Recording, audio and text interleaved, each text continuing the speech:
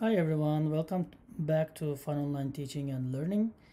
I'm glad to see you here, which means you are keen on developing your professional skills and soft skills. And this series of lectures here, we're talking about emails and pretty good ideas, tips and tricks about how to manage your emails instead of just focusing on how to write emails. If you didn't watch part 1 and part 2, I will put the links down below in the description, so make sure to check out them there. In part 1, I actually recommended 2 big strategies that I want you to deploy when you're managing your inboxes. Part 2 was on tips and tricks about how to write good emails and what kind of strategies to use when writing from a sender's perspective. And now we will continue with the next set of tips and tricks. Tendency to be seen like mobile messages. So sometimes some of the senders think that emails are just like social media messages, Twitter, maybe a text, and they email each other asking like when is the meeting or how are you doing, right? So these are not really emails, are not mobile messages, they are not texts. If you are already asking someone like when are you going out, should we go lunch, you probably have their phone number and you can just text them. This is more sincere, more close, right? Emails are more official, so don't use your emails and don't behave the messages like a mobile messages like social media platforms or text messages. Okay, this doesn't look really professional when you do that. Never ever send your first draft. This is really important, as we mentioned in the previous recording. Even the courts accept emails as legal documents. When you have a problem in your company, the company will pull out all of the emails, your emails, from the server. So you should never ever send your first draft, which means it also means that it should be proofread, free of grammar mistakes and typos. That's one side. But also you don't want to send angry emails, frustrated sentences. Okay, don't scream people in the email, and you know what I mean. Okay, never ever send your first draft. Always read it twice. Do not use all capitals. That is like in emails literature, it shows that you're screaming to people. Do not use all capitals like I used here. Do not use all italics as well, and do not use all bolds. Look how it's looking really bad even on a slide, so this will really look bad in the email. Choose a formal and comfortable font. Is this a formal and comfortable font? No, right? That's not a comfortable font. So what's your comfortable font? What do you use? And what do you feel when you receive an all capital or all italics or all bold email? Let's write our responses in the comment section, and then let's discuss. Be consistent in your style. In this one sentence, I have all kinds of things going on, right? So be consistent in your style. Here's a very sincere advice from my years of experience receiving and senders, as being a receiver and senders receiving. We did the math in the 2 previous recording. So when you do the math, you see we receive a lot of emails, right? So based on all of my experiences, decades long, here's my recommendation how to write a fresh email. First of all, my first recommendation, never write a fresh email. If somebody sends it to you, if it's forwarded to you, always include the previous response, because people are usually get really easily lost in the email chain. And when I receive an email chain, I'm also frustrated as well, but when you look down below, you see all the conversation going on before you are included in the loop. So I will always receive a reply back to that email instead of sending it fresh. This also keeps your memory fresh and your documentations in one space as well. Here's how I do my fresh email. So if this is the email structure, first of all, do you see any problems in this email? Think about it. Look at the subject line, look at the text and how it's written, the mode, the theme. Look at it and please comment below what do you see. Okay, so how do you think about structuring your email? Okay, think about it for a minute. If you don't have a sequence and if you don't have a structure, you should start thinking making one for yourself. It should be unique to you, your company, your level in the company, your habits, and your receiver's habits, but you should have a style and a sequence. Here's my sequence. I'm not telling this is correct, but it worked for me for many years, for decades actually. So I always start with content because that's kind of the main thing in the email, right? That's why we write the email. We write the email because of this message hidden here.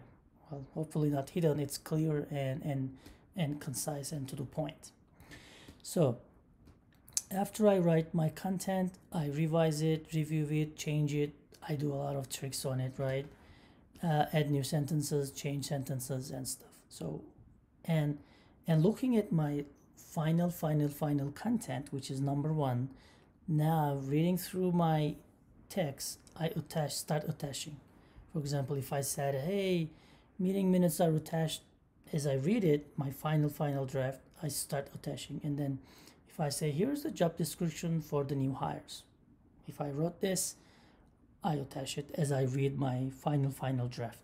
Okay, so this prevents attaching wrong documents, not attaching a document that's already mentioned in the text. So it gives a coherence and synchronized fashion with as your text. And then now looking at the text, again, number one, content. That's why we write email, right? We want to convey this message to the receiver. I think about my two. Okay, who will be included in the two? Only the necessary people. Don't just put everybody in the two. Then your email will lose credibility and people start ignoring and neglecting your emails. And then think about CC and BCs. My recommendation is not really using BCC. I emphasized this in the previous recording, so please make sure to check that one. The links will be in the description. And then I write about my subject. What do I see? I look at my content. I again read my content, and I decide what my subject will be. This subject is I spend a lot of minutes thinking about my subject because that's what shows up in the emails first, right? The receiver will see it. For example, maybe you choose to write urgent or immediate or action required. Instead of saying hey, you can say action required, or I don't know, put a date or say important. Okay, so the subject line will show up first, and then that's actually how we open up and click the emails when we have a little time. We trash the emails looking at the subject. So subject is really important. It's kind of an executive summary or name of a movie, right? So it's or title of an article or name of a book. So this will help the reader, the receiver in this case, to understand what to expect from your email. So if they have 3 minutes to look at only one email, your email should be that one. Okay, so it should draw the receiver's attention. And then finally checking to BCC, CC, subject, attachment, and one more time reading my content, I send it. You may think that, hey, this should take a lot of time. Why are you doing this? Just write it and send it. I see a lot of benefits doing that, and we'll talk about it in the receiver's perspective. If you do that, you will minimize your errors, you will minimize your rework, you will get less follow-up emails, less questions about your previous email. So this helps a lot. Think about your structure and your style and sequence and adapt one for yourself. So let's continue with some more tips and tricks. Archive after sending.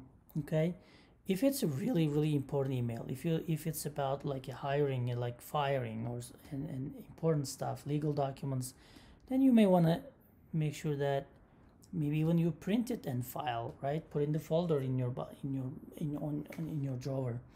So you may want to download the email in one of the folders in your computer, right? You can download, or you can copy it in and paste it into a Word document for further reference, because we can easily lost in the email chains, and we can delete it after some companies 3 years, after 1 year, 3 year, or 5 year, they delete everything in the server prior to 5 years, so you may not be able to find that email looking back after a couple of years.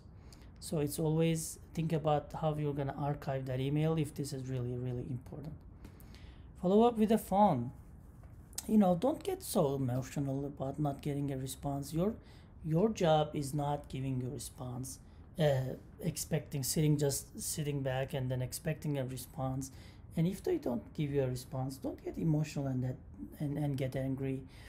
Maybe there's a system in a bottleneck in the system. Maybe somewhere it's clogged. Maybe someone is on vacation, someone is off. Maybe their country is on a holiday, like a 1 week holiday that you're not aware of. So always follow up with phone, or just stop by their office. Just call them, phone them, Zoom them, whatever you can do. Just don't get so emotional. That's what I observe in my surroundings. People get angry, people get emotional. Hey, he doesn't respond my email. Well, their job is to resolve your issue, not respond your email.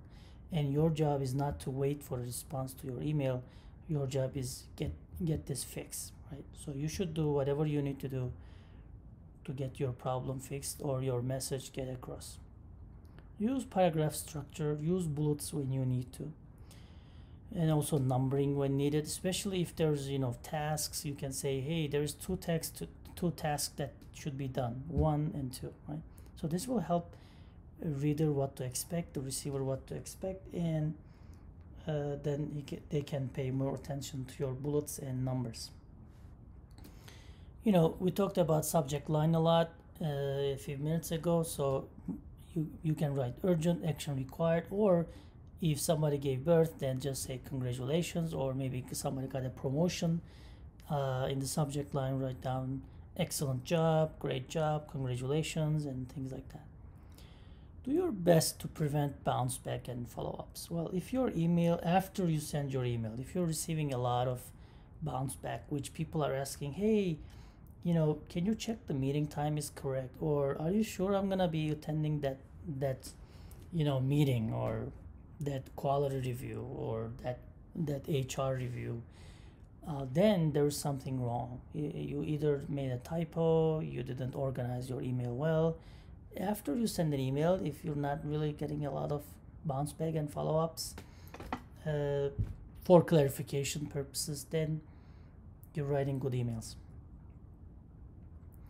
Write who's copied or included in the loop for this email, which means, for example, myself, if I include anybody in the email, like not before in the email chain, but I want to include it, I always write in my text saying that I have included quality department head for their perspective on the quality increase or decrease in the company, stuff like that. Okay, so that looks really professional, because people will say, oh, this was a regular conversation going on, let's say for 3 days. Now an external party is included also in the loop. This looks really professional. Reply to the email thread instead of creating from fresh, because there will be new people and they will have to look at what's going on and look at the history, what happened, why they are involved. So you want to keep the email chain down below. Be careful with email lists. You never know who's in the list. Maybe CEO is in the list. Maybe CEO is in every list, like engineers, finance, quality department, HR. Maybe they put themselves in every list, to see what's going on, right? So you never know who's gonna be in the email list, or sometimes some people that you expect to be in the email list maybe not in the email list. So you never know. So you always assume, oh, she received it, but she's not responding, right? Maybe she didn't. So be careful about your email list.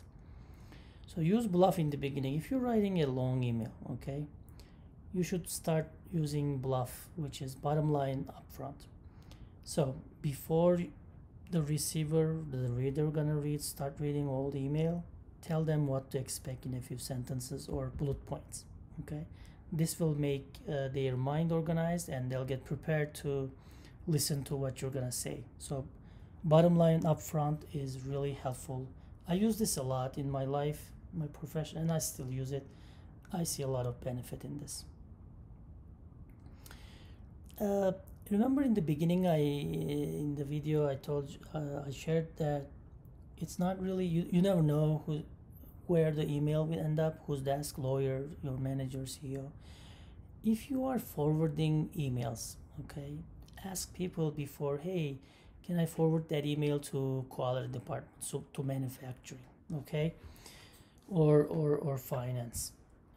Also, if when you're writing in the emails in the first place, if it's okay to forward your email to others, just to make their job easier, I always include, I always include this sentence. Please, if you're not the best contact or best solution point to my problem, feel free to forward this email to whomever you seem necessary. Okay, so seeing this sentence, first of all, it looks really professional. It shows that you thought about how to structure your email, and you thought about the next steps, and you're kind of making their job as a receiver easier, because they want to forward this email to maybe somebody else, and you're already letting them know it's okay to do that. Refrain hurtful and disruptive emails. We mentioned that a lot.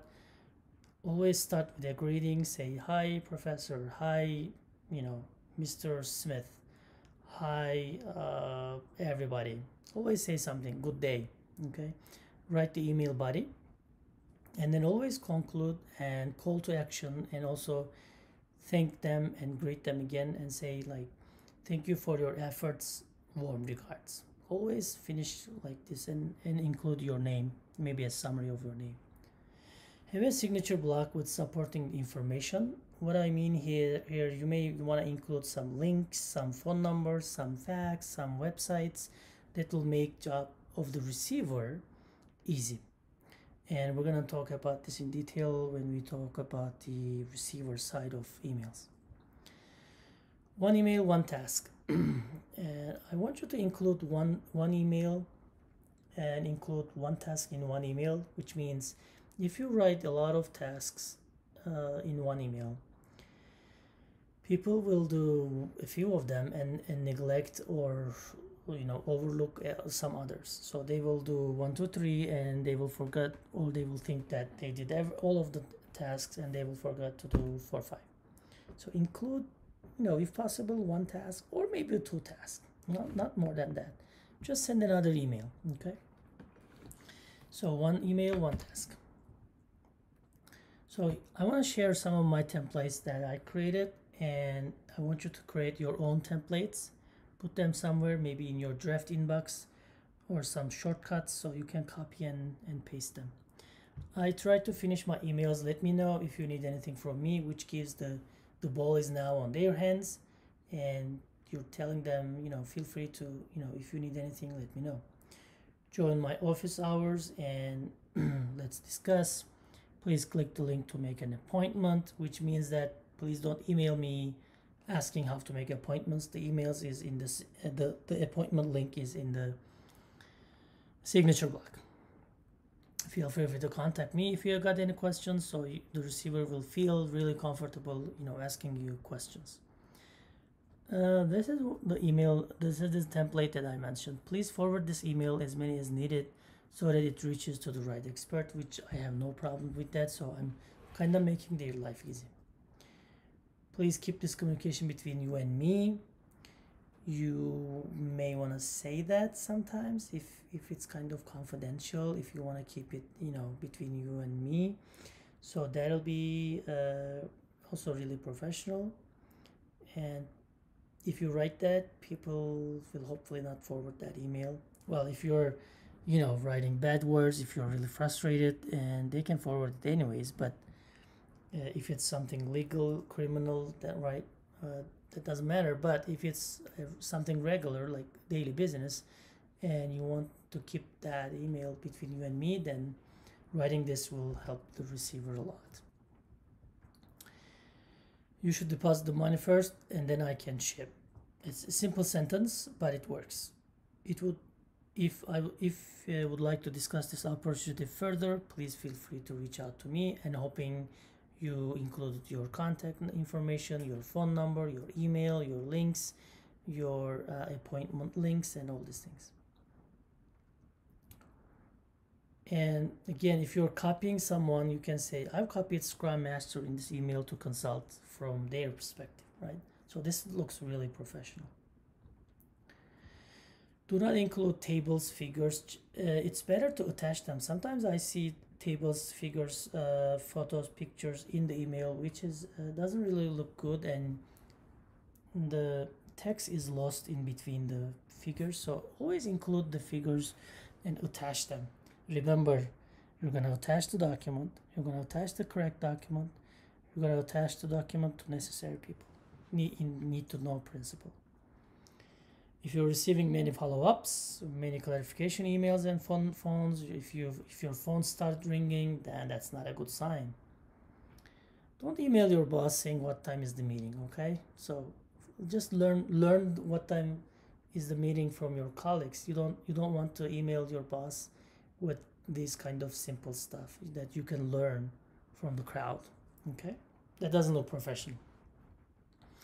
Do not over communicate. Include a personal touch and show value. For example, if they got promoted, say something like, I knew you would do that, you would achieve this, and you're gonna be promoted. I really admired your work.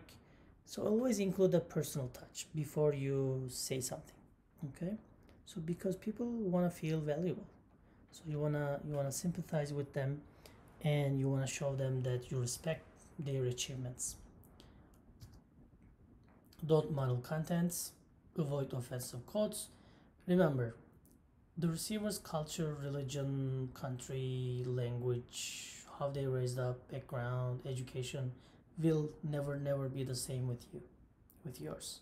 So avoid offensive quotes, avoid offensive sentences, phrases, slang, all these things, and always be mindful about diversity. We live in a diverse globe, so make sure you just respect everybody from all diversity and all backgrounds. Don't flame, then don't assume privacy or confidentiality, because you never know. If nobody has it, server has it, okay? So they can pull it out from the server. So now I want you to look at this one and think about what's good and bad, and please comment below.